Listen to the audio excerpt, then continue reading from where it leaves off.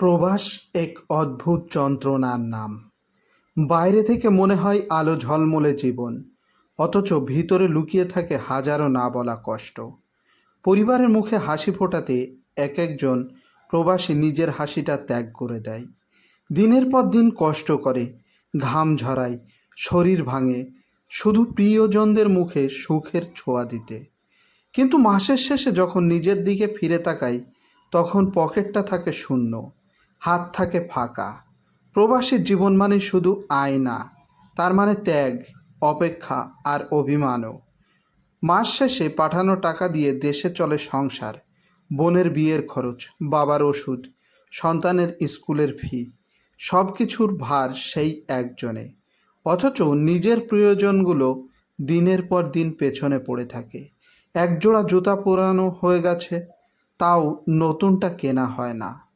খাওয়া দাওয়াতেও কষ্ট করে, কারণ জানতে পারে মাস শেষে কিছুই থাকছে না নিজের জন্য। এই শূন্যতা শুধু টাকার নয়, মানসিকভাবেও একেবারে নিঃস্ব হয়ে যায় অনেকে।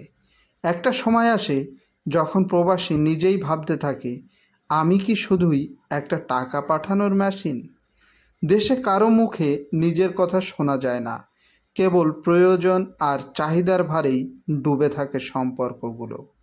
প্রবাসীদের কষ্টটা অদেখা, অশ্রুত, তাই কেউ বোঝে না। সবাই শুধু বলে, তুমি তো বাইরে আছো, অনেক ভালো আছো, কিন্তু কেউ জিজ্ঞাসা করে না, তুমি কেমন আছো? প্রবাসীর মাস শেষে শূন্য হাত মানেই বুক ভরা কষ্ট, চোখের কোণে জল, আর এক নতুন মাসের যুদ্ধের প্রস্তুতি। তবুও সে হাসে, তবুও সে দাঁড়িয়ে থাকে, কারণ তার কাছে ভালোবাসার মানুষদের সুখ হয় সবচেয়ে বড় পাওয়া।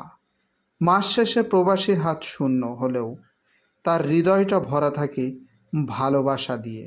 সেই ভালোবাসার কদর করতে শিখলেই প্রবাসীর কষ্টগুলো হয়তো একটু হালকা হবে।